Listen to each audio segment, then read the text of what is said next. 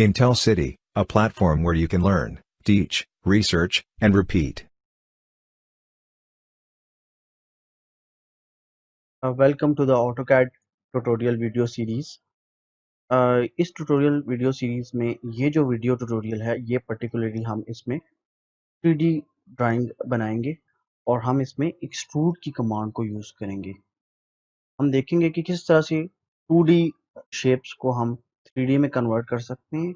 और इस वीडियो की ख़ास बात यह है कि इस कमांड की, एक्सट्रूड बेस्ड कमांड की, कि ये हमें 3D सॉलिड क्रिएट करके देती है जो कि ट्रू 3D होता है। इसके बरक्स जो प्रीवियस वीडियोस थी जिसमें हमने वायर फ्रेम बेस्ड डिजाइनिंग देखी थी, जिसके अंदर हमने लाइन थिकनेस बेस्ड, जो प्रीवियस वीडियो थी उसमें हमने line thickness based 3D shape देखी थी। तो वो जो दोनों मेथड थे उनमें हम 3D लाइक ड्राइंग जो है वो हम हासिल करते थे, लेकिन वो ट्रू 3D नहीं होती थी।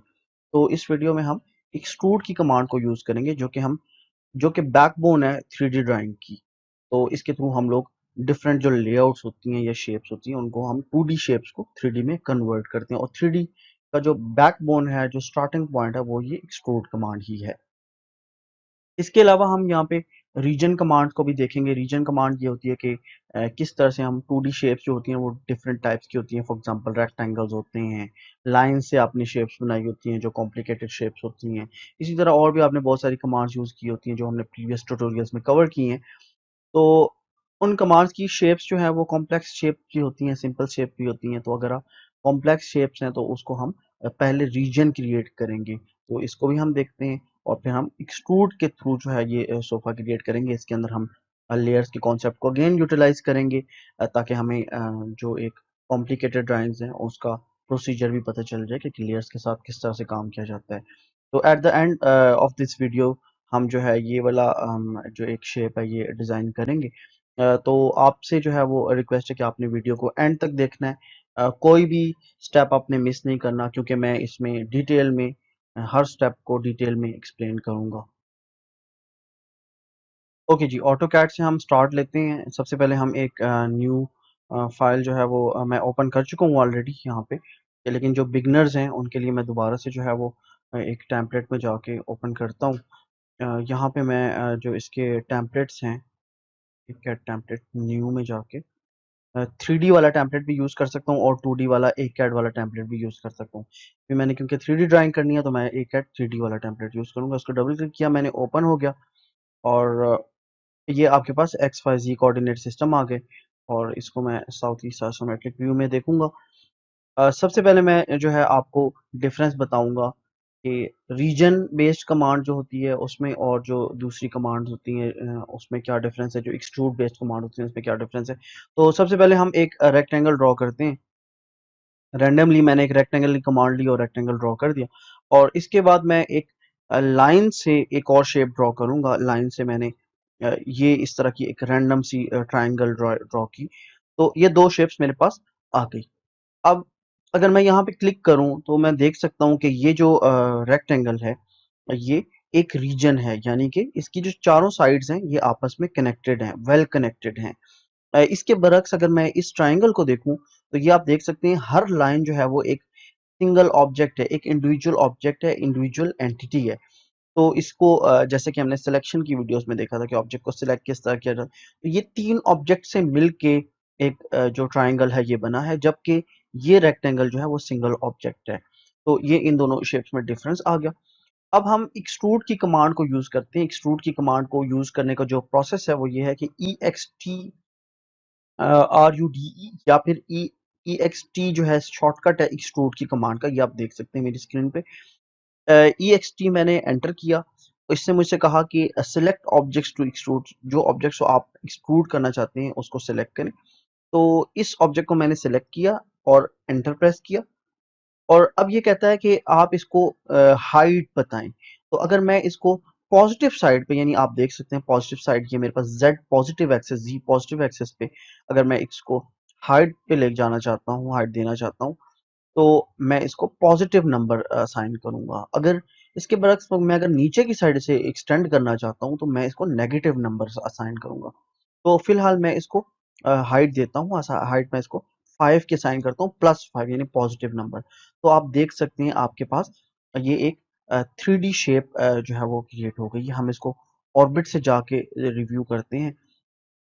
जी बिल्कुल, ये एक 3D शेप हमारे पास बन चुकी है। इसके बरक्स जो है हम इसको अब ट्रायंगल को एक्सट्रूड करने की कोशिश करते हैं। तो हम EXT एक्सट्रूड की कमांड फिर हमने एंटर की और हमने ऑब्जेक्ट को सिलेक्ट किया। तो यहाँ पे क्योंकि 3 ऑब्जेक्ट्स हैं तो तीनों ऑब्जेक्ट्स को हमने इंडिविजुअली सिलेक्ट कर दिया इस तरह से, या फिर हम इसको EXT इसको माउस की हेल्प से भी हम इस तरह से इसको इकट्ठा भी सिलेक्ट कर सकते हैं। हमने एंटर प्रेस किया और मैं इसको 5 की हाइट जो है वो असाइन कर रहा हूँ। तो 5 हाइट मैंने इसको भी दे दी। तो यहाँ पे अगर आप देखें तो आपको जो डिफरेंस है वो ये नजर आएगा। यानी ऑर्बिट के थ्रू अगर हम इसको देखें तो यहाँ से इस साइड से देखें तो आपको इतना खास डिफरेंस नहीं फील होगा, लेकिन जब आप इसको टॉप व्यू से देखेंगे तो आपको ये पता चलेगा कि ये अंदर से हॉलो है। तो ये डिफरेंस है जो भी आपने एक्सट्रूड करना है, जिस भी ऑब्जेक्ट को अगर आप 3D सॉलिड क्रिएट करना चाहते हैं तो आपने उसको जो है रीजन की कमांड से एक रीजन क्रिएट करना है। वो अभी मैं अभी आपको बताऊंगा कि किस तरह इस ट्रायंगल को ठीक किया जा सकता है, इसको रीजन में कन्वर्ट करेंगे हम। तो ये एक जो है मसला है, जो प्रॉब्लम है इसके साथ, वो ये कि ये जिस तरह हमारे पास, अगर आपको प्रीवियस वीडियो में आपने देखा होगा कि लाइन थिकनेस बेस्ड जो ड्राइंग थी बिल्कुल उसकी तरह ये हमारे पास शेप आ गई है। ये हमारे पास 3D सॉलिड नहीं बना, ये अंदर से हॉलो है। तो इस प्रॉब्लम को ठीक करने के लिए हम कंट्रोल जी करते हैं वापस। मैं इसको एक्सट्रूड की कमांड से पीछे लेके जाता हूँ, यहाँ पे वापस ले आया मैं। अब यहाँ पे आके मैंने इसको रीजन क्रिएट करना है सो दैट ये एक जो है वो शेप बन जाए। तो रीजन की कमांड का जो शॉर्टकट है REG, या फिर रीजन आप कंप्लीट यहाँ पे स्पेलिंग लिखेंगे तब भी आ जाएगा। तो REG रीजन जो है वो हमने एंटर किया। अब ये कह रहा है मुझसे कि सिलेक्ट करो ऑब्जेक्ट्स को, सिलेक्ट द ऑब्जेक्ट्स जिसका आप रीजन बनाना चाहते हैं। तो ये ऑब्जेक्ट सिलेक्ट किया मैंने, यहाँ पे इसने कहा 1 फाउंड। फिर ये वाला सिलेक्ट किया तो 2 फाउंड, और ये सिलेक्ट किया तो इसको 3 ऑब्जेक्ट्स पूरे मिल गए और मैंने एंटर किया। अब मैंने एंटर जो किया तो अब आप देख सकते हैं कि हमारे पास ये सिंगल ऑब्जेक्ट बन चुका है। आपने परेशान नहीं होना जब इसकी शेप आपको इस तरह से नजर आएगी। तो इसको जो है आप पैलेट्स में जाके और यहाँ से जाके आप विजुअल स्टाइल्स में जाके आप ये वाला विजुअल स्टाइल जो डिफॉल्ट है 2D वायर फ्रेम, ये स्टाइल अप्लाई कर दें तो ये चीज वैसी बन जाएगी जैसे हमारे पास होती है रेक्टेंगल या बाकी शेप्स होती हैं। तो ये जो आपके पास है ये एक रीजन बन चुका है। अब आप देख सकते हैं मैं माउस लेके जाता हूँ इसके करीब, तो ये सारी साइड सेलेक्ट हो जाती है, यानी पूरी शेप सेलेक्ट हो जाती है। रीजन बनाने के लिए शर्त ये है कि उसका क्लोज्ड लूप होना, यानी कि ये जो एंड्स हैं ये क्लोज्ड होना, एक क्लोज्ड लूप होना बहुत जरूरी है। इसके बरक्स अगर मैं एक और रीजन क्रिएट करना चाहूँ, फॉर एग्जांपल एक इस किस्म का रीजन हो जो कि आपस में कनेक्टेड नहीं है, अब मैं इसका रीजन क्रिएट करता हूँ। मैं देखता हूँ कि क्या ये रीजन क्रिएट होता है या नहीं होता। रीजन REG, ये ऑब्जेक्ट सेलेक्ट किया, ये ऑब्जेक्ट सेलेक्ट किया और ये ऑब्जेक्ट सेलेक्ट किया, एंटर किया, और यहाँ पे कोई रीजन, यहाँ पे 0 रीजन्स क्रिएटेड लिखा हुआ आ गया और इसने कोई रीजन क्रिएट नहीं किया। तो रीजन क्रिएट करने के लिए जो शर्त है वो ये है कि आपके ऑब्जेक्ट्स जो हैं वो जो आपकी उसके बाउंड्रीज जो है वो क्लोज्ड होनी चाहिए, वो आपस में कनेक्टेड होना चाहिए। अच्छा जी, अब हम इस ट्राइंगल को एक्सट्रूड करेंगे। EXT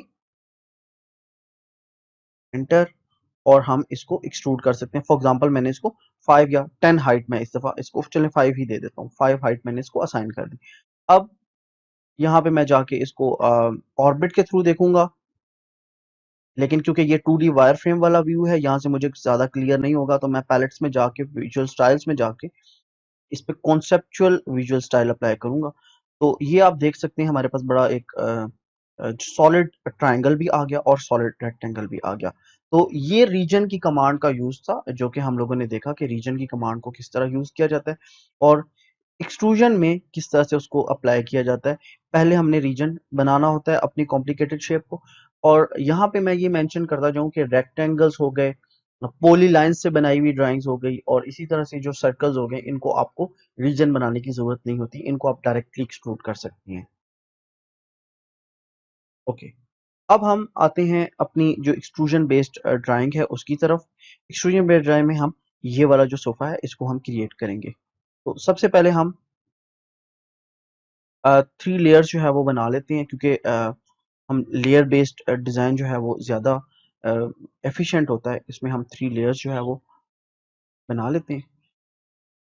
इस वीडियो के एंड में आपको आइडिया हो जाएगा कि किस तरह से हमने ये सोफ़ा भी डिज़ाइन किया। इसको आपने एंड तक देखना है ताकि आपको सारे स्टेप्स जो है वो क्लियर हो जाएँ। बेस, साइड्स और तीसरी लेयर का नाम है बैक। तो इसको हम डिफरेंट कलर्स जो है वो असाइन कर देते हैं। कोई भी कलर आप असाइन कर सकते हैं इसको डिफरेंट कलर्स, सो दैट यहाँ पे इसको आप जो है आराम से डिफरेंशिएट कर सकें।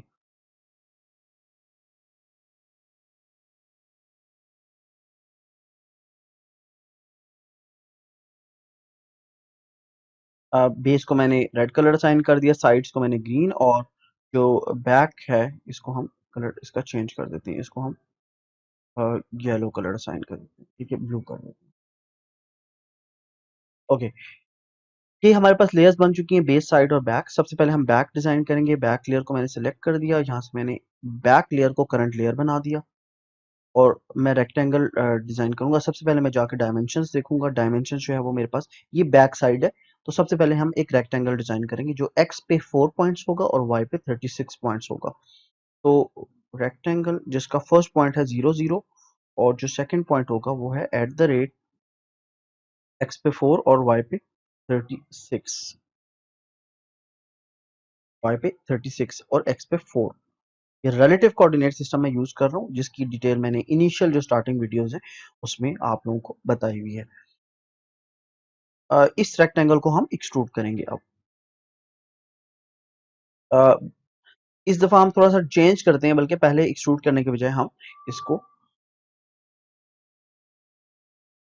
साइड लेयर में आए, साइड्स को डिजाइन कर लेते हैं। साइड्स की डायमेंशंस देख लेते हैं। 24 इसकी लेंथ है एक्स पे और वाई पे ये 4 पॉइंट्स है। तो रेक्टेंगल ये इसका स्टार्टिंग पॉइंट है, यहाँ से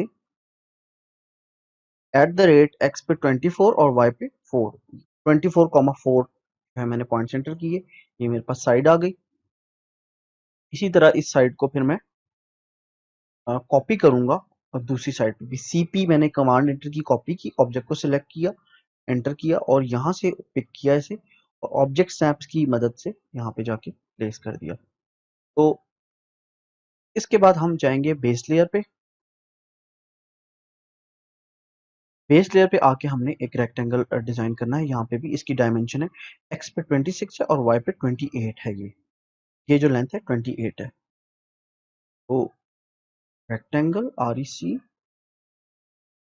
बेस लेयर पे आ गए at the rate Y X पे 26 और वाई पे 28। तो एट द रेट 26,28 ये मैंने डायमेंशन एंटर कर दी। तो यहाँ से जाके हम ये हमारे पास एक लेआउट आ चुकी है सोफा की। इसको अगर आप ऑटो कैड यूज कर रहे हैं सिविल इंजीनियरिंग के अंदर तो आप उसको लेआउट जो है वो कर सकते हैं, फ्लोर प्लान कह सकते हैं इसको। ये एक 2D शेप है बेसिकली। अब इस सारे को हम 3D में कन्वर्ट करेंगे। व्यू में जाके आप इसको टॉप व्यू से देखते हैं हम। अगर कोई प्रॉब्लम है तो हम इसको यहीं पे डिटेक्ट कर लेंगे और यहाँ से भी ये ठीक नज़र आ रहा है। फिर हम 3D व्यू में गए, साउथ ईस्ट आइसोमेट्रिक व्यू में, यहाँ से भी ये परफेक्ट नज़र आ रहा है। कोई कॉर्नर वगैरह इसमें कोई प्रॉब्लम नज़र नहीं आ रहा किसी कॉर्नर में, किसी एज में। अब हम इसको एक्सट्रूड करते हैं। एक्सट्रूड करने के लिए सबसे पहले हम बेस को, सबसे पहले हम बैक साइड को एक्सट्रूड करेंगे। तो बैक को मैं करंट लेयर सेलेक्ट करूंगा और बैक को मैंने EXT एक्सट्रूड, जैसा कि मैंने पहले बताया था कि रेक्टेंगल जो होते हैं उनको हमें रीजन बनाने की जरूरत नहीं होती क्योंकि वो पहले ही क्लोज्ड लूप शेप्स होती हैं। तो एक्सट्रूड की कमांड एंटर की मैंने और मैंने ऑब्जेक्ट को सिलेक्ट किया और इसको जो हाइट मैंने असाइन करनी है इसकी हाइट है 34। ऑब्जेक्ट को सिलेक्ट किया, एंटर किया और अब यहाँ पे मैंने इसको हाइट असाइन करनी है। एक्सट्रूजन की और भी टाइप्स हैं, यहाँ पे आपको ऑप्शन नजर आ रहे होंगे, डायरेक्शन, पाथ, टेपर, एंगल। इसको हम नेक्स्ट वीडियोस में देखेंगे। अभी हम बिल्कुल जो डिफॉल्ट सिंपलेस्ट टाइप है उसको हम यूज कर रहे हैं। तो 34 हाइट मैंने असाइन कर दी। तो यहाँ पे मेरे पास ये बैक जो थी, जो 2D में थी, वो 3D में कन्वर्ट हो गई। ओके, अब हम नेक्स्ट स्टेप में साइड्स को एक्सट्रूड करते हैं। साइड्स को एक्सट्रूड करने के लिए मैंने इस साइड की जो हाइट है वो है 24, दोनों साइड्स की हाइट सेम है, 24 है। तो EXT एक्सट्रूड की कमांड, और ऑब्जेक्ट को सिलेक्ट किया, एंटर किया, और 24 हाइट मैंने एंटर कर दी। तो ये 24 पे एक साइड बन गई, और दूसरी साइड को फिर एक्सट्रूड करूंगा मैं, EXT extrude, object selection, enter, और हाइट असाइन कर दी 24। तो ये आप देख सकते हैं हमारे पास साइड भी बन चुकी है। ऑर्बिट के थ्रू हमने इसको चेक किया कि कोई प्रॉब्लम तो नहीं है, नहीं कोई प्रॉब्लम नहीं नजर आ रहा इसमें, इट्स परफेक्टली ऑल राइट। अब हम जो बेस है उसको मूव भी करेंगे और हम उसको एक्सट्रूड भी करेंगे। तो इसको मैं साइड्स की लेयर को ऑफ कर रहा हूँ, सो दैट मैंने साइड्स की लेयर को सिलेक्ट किया, और बेस की लेयर को करंट लेयर बनाया मैंने, और मैंने साइड्स की लेयर को ऑफ कर दिया, सो दैट वो हम काम जब कर रहे होंगे तो हमें डिस्टर्ब नहीं करेगी। अब मैंने एक्सट्रूड किया बेस को, और बेस की हाइट जो है वो है 4 पॉइंट्स, यानी एक्सट्रूजन उसकी जो विड्थ है 4। तो ये मेरे पास बेस आ गई। अब इस बेस को मैं थोड़ा सा ऊपर मूव करूंगा। कितना ऊपर मूव करना है? 12 पॉइंट्स ऊपर मैंने मूव करना है। तो इसको मूव के लिए मैं M की कमांड एंटर करूंगा, M फॉर मूव, और ऑब्जेक्ट को सिलेक्ट किया। यहाँ पे ऑब्जेक्ट का बेस पॉइंट सिलेक्ट किया, तो कोई भी बेस पॉइंट आप सिलेक्ट कर सकते हैं। यहाँ पे ऑब्जेक्ट स्नैप्स की मदद से आपके ऑब्जेक्ट स्नैप्स जो है वो ऑन होने चाहिए। और ये जो मूव है इसको मैंने @0 0 और 12, यानी कि इसका मतलब है कि x पे 0 पॉइंट्स मूव कर रहा हूँ मैं, y पे भी 0 पॉइंट्स, और z पे 12 पॉइंट्स मूव कर रहा हूँ, यानी कि मैं ऊपर की तरफ z एक्सिस की तरफ इसको मूव कर रहा हूँ। तो ये मेरे पास सीट जो थी वो मूव हो गई। अब मैं साइड्स को भी ऑन कर दूंगा और बेस को भी ऑन कर दिया, सारी लेयर्स मेरे पास ऑन है। और ये मेरे पास एक सोफा है वो बन चुका है। इसको हम ऑर्बिट की हेल्प से चेक करते हैं कि क्या ये ठीक है। It looks perfectly fine, perfectly all right. ये हमारे पास एक्सट्रूड की मदद से हमने एक सोफा डिजाइन कर लिया। इस पे आप देख सकते हैं आपको जो डिफरेंस है wire frame based design, line thickness based design, और जो एक्सट्रूजन बेस्ड डिजाइन है वो मैं नेक्स्ट वीडियोस में आप लोगों को बताऊंगा। यहाँ पे आप लेयर्स में जाके, यहाँ पे आप व्यू में जाके, पैलेट्स में जाके इस पे डिफरेंट विजुअल स्टाइल्स अप्लाई कर सकते हैं। फॉर एग्जांपल ये वाला हिडन विजुअल स्टाइल, तो आपको इस तरह की शेप मिलेगी। फिर आप इस पे डिफरेंट रियलिस्टिक व्यूज भी अप्लाई कर सकते हैं, और आप इस पे कॉन्सेप्चुअल विजुअल स्टाइल भी अप्लाई कर सकते हैं, और भी आप डिफरेंट विजुअल स्टाइल्स को ट्राई कर सकते हैं। आई होप कि इस वीडियो से आपने काफ़ी कुछ सीखा होगा। और अगर आपको वीडियो पसंद आई है तो आप लाइक करें, और चैनल को सब्सक्राइब ज़रूर करें, क्योंकि अपकमिंग वीडियोस में हम जो लाइन फ्रेम, जो लाइन थिकनेस है, और वायर फ्रेम बेस्ड जो शेप्स हैं उनमें, और 3D एक्सट्रूजन बेस्ड कमांड्स जो बनाई जाती शेप्स हैं इनमें डिफरेंस को देखेंगे। इसके अलावा हम 3D की जो मज़ीद कॉम्प्लिकेटेड एग्जांपल्स हैं और 3D एक्सट्रूजन की टाइप्स हैं उसको भी जो है एनालाइज करेंगे। आप सबका बहुत शुक्रिया।